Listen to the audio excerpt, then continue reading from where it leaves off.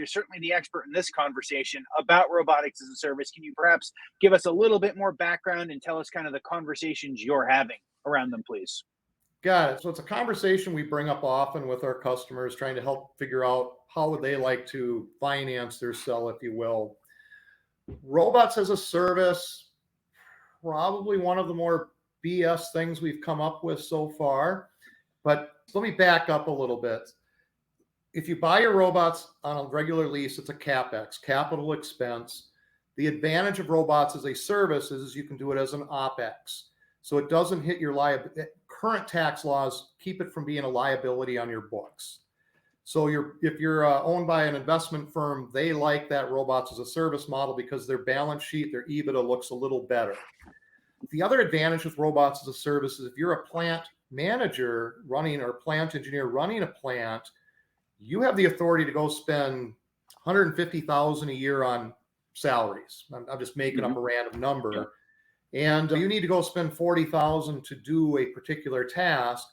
If I can rent that to you for 35, 38 grand for the year, you already have the line item to approve and bring that in. But I think as people look at this, they really think they're renting that robot by the hour. And this really is more of a tax play than a hourly. You're contracting X number of hours every month, and you're paying that whether you use it or not.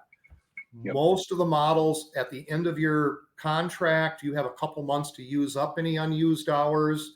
So you're not necessarily losing that money, but you do need to kind of plan carefully and make it. And you are right. The neat thing about robots as a service is I can often put a sell in for 20 to 28 bucks an hour versus the $32 an hour you're currently burdened with that human.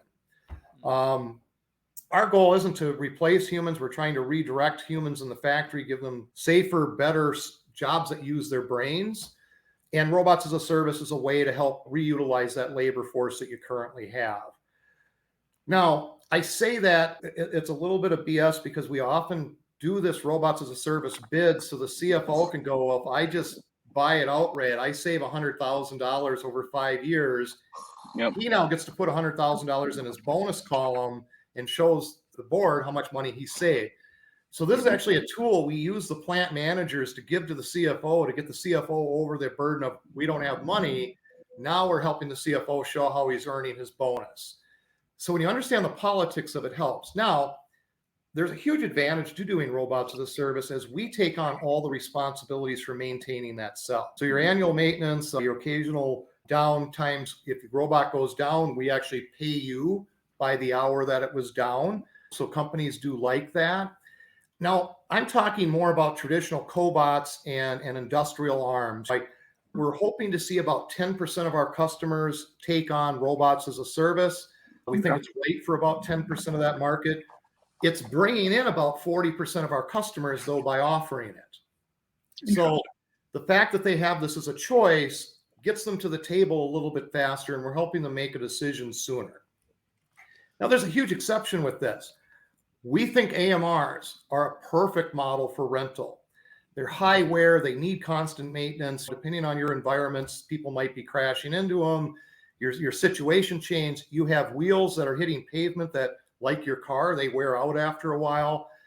So we do think the robots as a service on the AMR side is much stronger and a little better value for the customers in the end.